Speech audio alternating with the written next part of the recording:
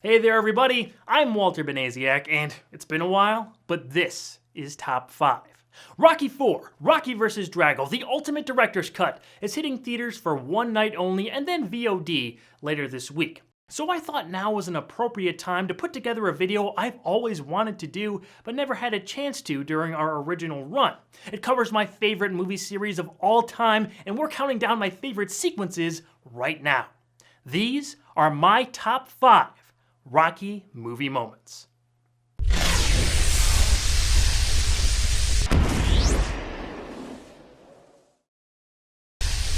Number 5. Apollo, the champion! Ain't gonna be no rematch. Ain't gonna be no rematch. Don't want one.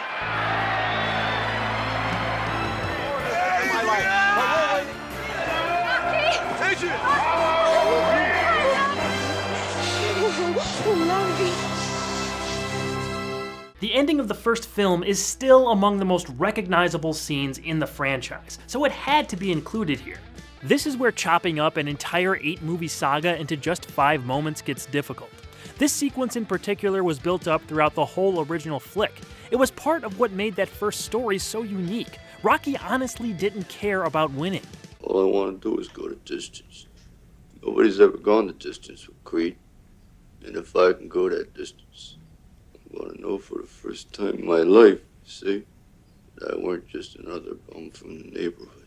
That night before the fight with Rocky alone in the ring through to his conversation with Adrian here almost made the list on its own. It shows us what exactly Rocky is fighting for. Even though he's in the best shape of his life and finally starting to live up to the potential he never really tapped into before, he knows Apollo is on another level. Balboa just wants to go the distance with the champ, something no one else has ever done. As it turned out, he does much better than just go the distance. He knocks Apollo down for the first time in his career in the very first round, and goes on to have a fight that drew a split decision from the judges. But at the end of all that, Rocky fulfilled his one and only hope. He lasted all 15 rounds with the champion of the world. The culmination of this was amazing. Apollo is announced as the winner in the background as Bill Conti's signature score booms. Rocky is not concerned with the outcome of the fight. He iconically yells for Adrian, and it all ends in an emotional embrace that displays the peak of this character's life up to this point. If no other Rocky film was ever made, this would have been a satisfying ending to the story, a true watershed moment in the franchise and, quite frankly, the history of cinema. Number 4.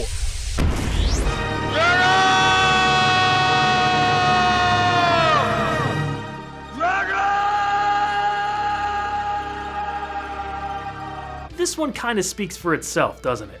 It was a big leap forward from the Philadelphia Art Museum steps. Vince DiCola's radically different film score dated the movie, but not really in a bad way. Of course, this ending bit was tacked on to the John Cafferty song Hearts on Fire, which could get anyone hyped up upon listening. As cheesy and sort of nonsensical as it was to see Rocky climb a mountain and scream his opponent's name, I can't help but be drawn to the image. The shot looks great, and while over the top, it fit right in with how excessive this sequel became. I've talked about Rocky IV quite a bit in different videos over the years. I'm hoping the director's cut will change this, but it's been my least favorite Rocky movie for a very long time.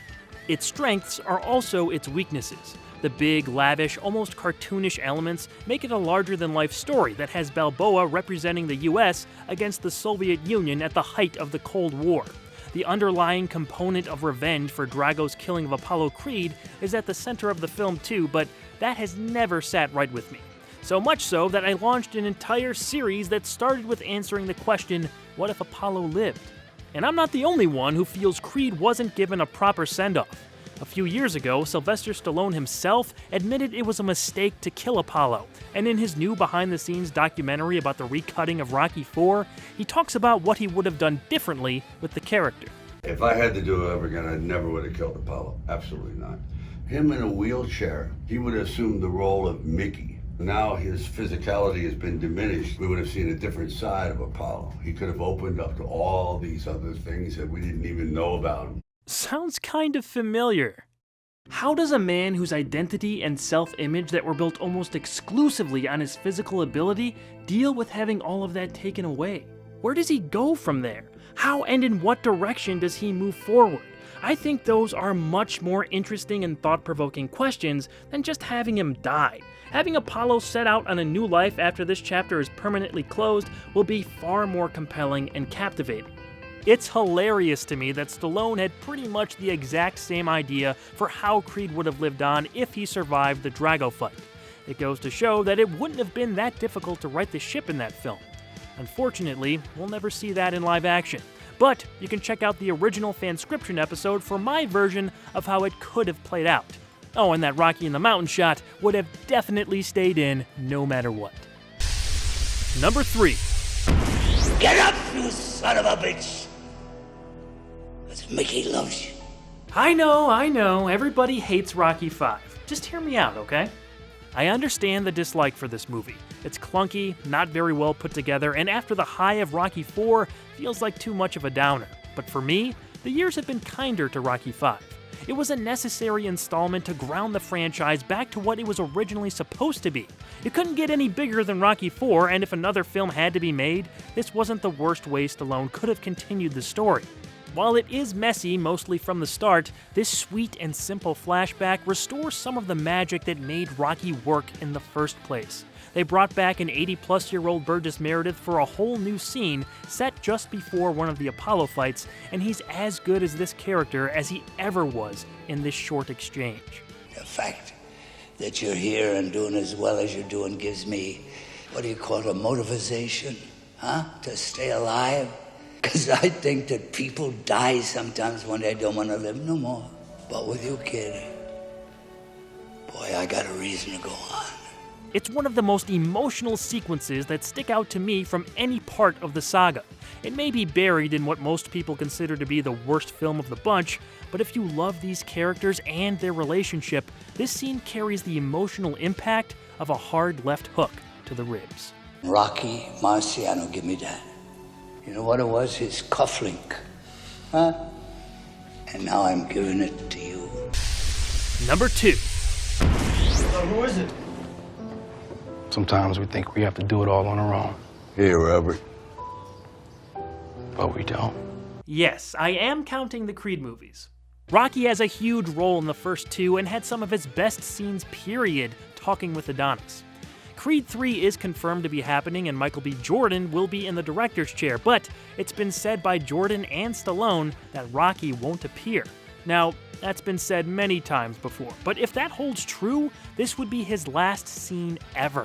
I'm not putting it here and so high on this list just because it's possibly the character's final bow, though.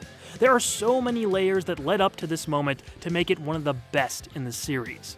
Rocky and his son Robert have always had a strained relationship. This goes all the way back to Rocky V, where the sudden shift in scenery and the elder Balboa's attentions fixated on his protege, Tommy Gunn, started to lead Robert down the wrong path. They finally reconciled toward the end of that film, but problems arise in the follow-up. By the time Rocky Balboa came out in 2006, Adrian had been dead for 4 years, which put an even further divide between the father and son. It also didn't help that Robert had to live in the shadow of his famous forebearer while living in Philadelphia. Eventually, they bond again before Rocky's fight with Mason Dixon. Rocky's speech to his kid is another all-time moment. It ain't about how hard you hit. It's about how hard you can get hit and keep moving forward. But as we saw in the first Creed film 9 years later, all wasn't well with the Balboas. At some point between those two films, Robert moved to Vancouver with his girlfriend and doesn't appear in the 2015 spin-off. I always thought that was kind of odd and a sad way to end their on-screen relationship. But luckily, Creed 2 brought that association back into the fold. There are lines throughout that movie that tell us Rocky hasn't talked to Robert in years. He hasn't even met Robert's son, his own grandson. There's a scene where he gains the courage to call his son at the hospital just before Adonis' daughter is born, but hangs up before he even dials. After an excellent passing of the torch moment where Rocky tells Adonis, It's your time. we get a cross-cut ending showing Donnie at Apollo's grave with his family and Rocky at Robert's house reconnecting with his son and meeting Logan for the first time. I'm not gonna lie, I cheered in the theater when I saw Milo Ventimiglia show up, who played the same role in the 2006 installment. I wasn't sure they were gonna go through with it, so to see him and Stallone reconnect on screen after 12 years really hit home. You know, like, whole team. With all that being said, I hope this is the last time we see Stallone as Rocky. He's had an impossible run of ups and a few downs, but more success over the years than almost any other character in film history. He could have bowed out gracefully after Rocky IV, Rocky Balboa, and the first Creed, but this is the strongest and most emotional send-off yet. If MBJ wants to keep the Creed movies going, I'll be there to see it, but without Rocky, a lot of the soul that made those two films work might be missing. Time will tell. Anyway, this moment here is a personal favorite. You look just like his mother. Yeah, no. Wanna play catch? Yes. There you go. With this series being so close to my heart, it's tough to narrow it down to just 5 moments, or 10, or 20. So in true Rocky fashion, here's a montage of a bunch more of my personal favorite moments. What are we waiting for? Take this! Yeah, let's start building some hurting bombs. What about my pride, Nick? At least you have pride. I've got pain and I've got Yo, experience. I got pain, I got experience too. Maybe it's you who ain't got it no more, you know that? Why don't you stand up and fight this guy hard like you done before? That was beautiful. Come here, miss. I don't want to do it. Come on, come here. I love you, kid. I love you. Me? Now, when we fought, you had that eye of the tiger, man, the edge. And now you got to get it back. And the way to get it back is to go back to the beginning. There is no tomorrow. There is no tomorrow. We don't even have a choice. I ain't got a choice. That's the same thing your father said, and he died right here in my hands. He's my father. There is a resemblance. What's the truth, damn it? I'm afraid! Get rid of it. Because when all the smoke is cleared and everyone's through chanting your name, it's just gonna be us. Why'd you get so tough? I live with a fighter. If there's something you want to pass it on to your son. For God's sakes, your son is lost. He needs you. Why do you want to fight? Because I can't sing or dance. Hey, yo. Screw you, creepo. I feel like a Kentucky Fried Idiot. Father Carmine. Hey, yo, Father Carmine. The ultimate male versus the ultimate meatball. His father was from Jamaica. Jamaican, European. Come on, knock the bum out. He took my room. Everything I got is moved on, and I'm here. That guy broke things in me. They ain't never been fixed. Keep moving forward. Get up. We held the greatest title in the whole world, babe. I pity the fool. Come on, champ. You're so bad. Hey, nothing.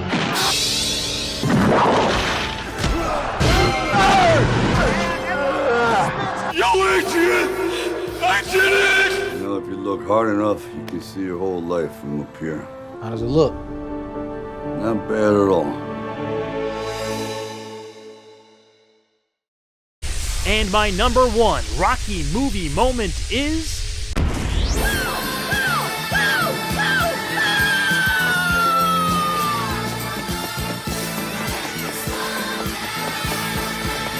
This scene encompasses everything I love about these movies. Rocky II is my favorite Rocky movie. I love the original, but when I watch both of these back to back, II holds the edge for me. It builds perfectly off the first to continue the story, and the stakes seem even higher. Having our main character marry Adrian and conceive a son gave Balboa more to fight for. I often say to friends and family that it's the first one to get the Rocky formula down. All the beats that are successfully hit in the following films abide closely to the pacing and structure of Rocky II. Carl Weathers is at his antagonistic best in this one, with his vicious public smear campaign to call out Rocky for a rematch.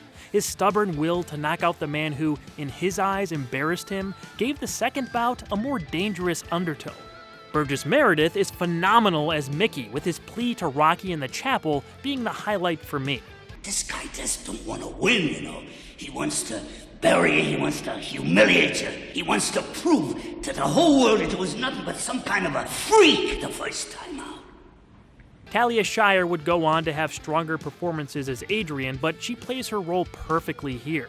Having the pregnant missus go into a coma from overworking herself as the Balboas struggle to make ends meet was a fantastic way to create drama.